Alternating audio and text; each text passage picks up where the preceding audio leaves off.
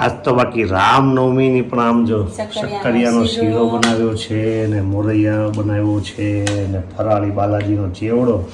અને આજે રામનવમીનો આજે આખા ઘરમાં બધાનો ઉપવાસ છે અને અમે ઘણા દિવસથી તમારી સામે આવ્યા નથી. અને રામનવમીની બધા જ મારા સબસ્ક્રાઈબર મિત્રોને રામનવમીની હાર્દિક શુભકામનાઓ.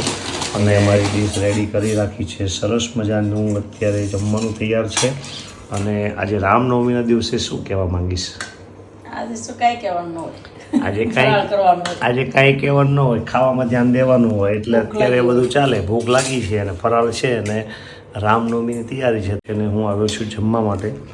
અને અહીંયા રેખાએ ચાલુ કરી દીધું છે જમવા માટે. અને અહીંયા બનાવ્યું છે શક્કરિયાનો શીરો છે, મોરૈયો છે, મોરૈયાની ખીચડી, બટાકાની વેફર છે અને ચેવડો છે. અને રામનવમીના દિવસે ઉપવાસ લગભગ ઘરે હશે આજે તો ઉપવાસ. અને ભારત દેશ